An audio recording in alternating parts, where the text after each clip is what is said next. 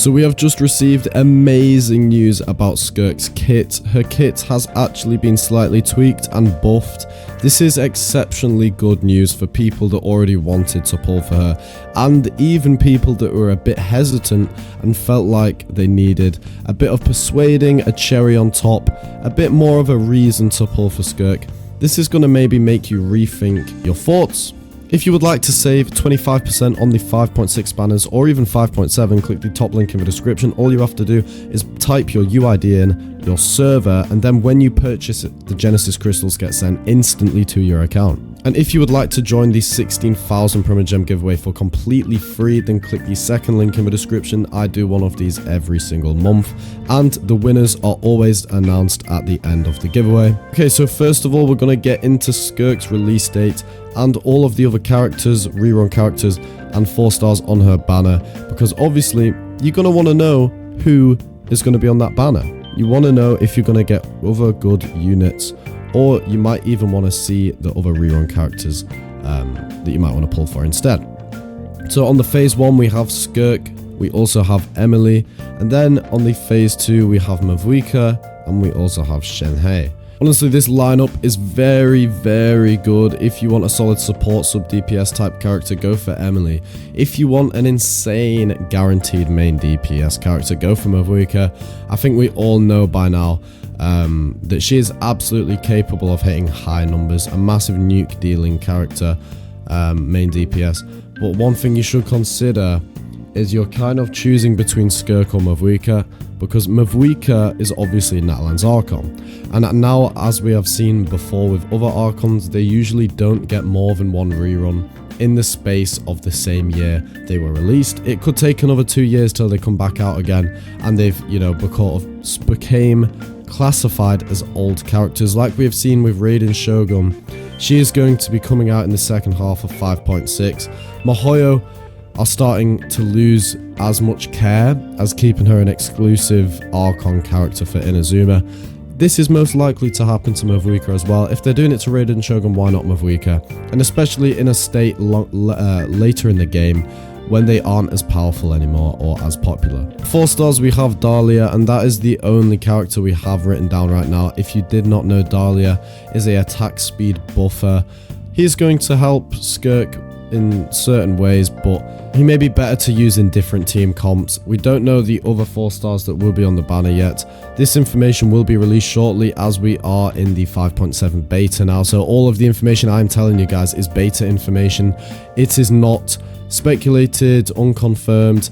It's very reliable. It's been outsourced by the guys behind the computers. Okay, let's talk about Skirk's buff, which is the buff number 1, and that is her particle generation, and it has actually been upgraded / updated.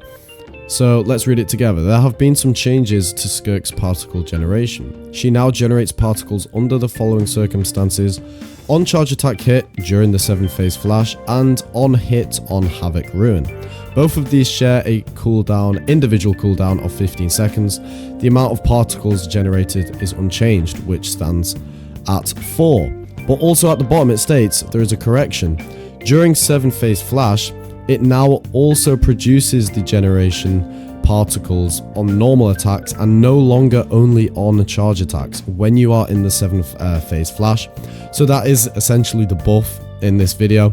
It is going to help out a lot. Obviously, when you get these particles, it's going to charge up for her massive nuke. Now here is buff number 2, and while this is a slight buff / update, I think it is going to help a lot of people out. In the Spiral Abyss, if Skirk finishes the chamber before 7th phase flash ends, she will actually carry it to the next chamber. So she will carry the remaining serpent to the next chamber, and I think this is a very nice addition. I mean, couldn't get even more broken. Like, now we're letting her just carry on her 7-fold flash state, and to be honest with you, I think this is a really cool addition. It's nice to see Mihoyo kind of going out the box a bit. They're kind of stepping out the box with Skirk. You know, they're usually a bit more like serious with characters. Also have her serpent subtly consumption that has been slightly tweaked, updated. So during the 7-phase flash E state, she consumes 1.4 serpent subtly every, I butchered that name by the way, every 0.2 seconds. And so this is going to be displayed as sort of a bar, and it's going to show your energy topped up, and this is going to sort of reduce every 0.2 seconds of 1.4. Serpent subtly is completely cleared at the end of 7-phase flash, and Serpent subtly is not cleared at the end of her hold E. Can't lie, Skirk is absolutely shaping up to be an amazing character. I am absolutely so excited for her. I can't wait for her release. I really hope everyone likes her. I hope that she lives up to her expectations. I actually just really like her design as well. And here is some cold information about Skirk. So just some added information, things you might want to know, and you know, might help your understanding of Skirk more. So number 1, you can also perform full attacks in the 7-fold phases and the 1 flash state, and the actions are the same as those in the ordinary state. So you know, this is implying constant cryo application. She's going to do lots of plunging damage. I think this could be really cool. Maybe shape that up with a Zarnune. That could be amazing.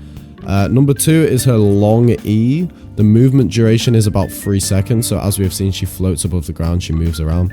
The distance is about the middle of the first raise to the third raised edge of Mond. Number 3, no physical strength is consumed during the process, and I think this is a nice addition as well.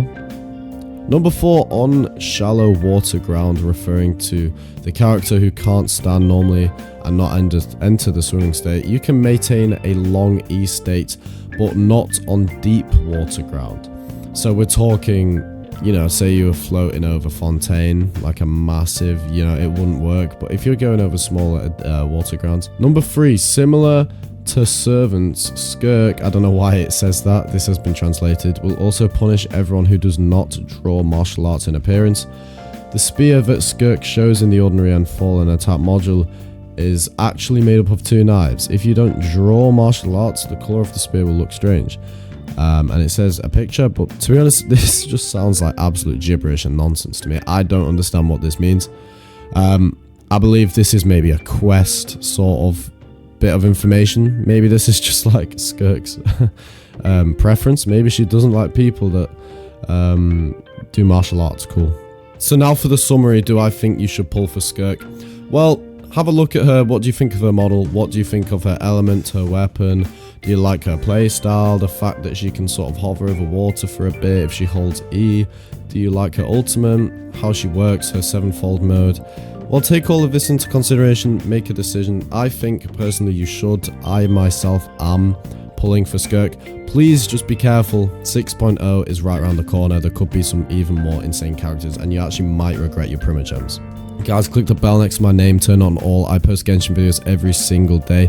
Thanks so much for watching. I'll see you in the next video. Make sure to like, subscribe. Peace.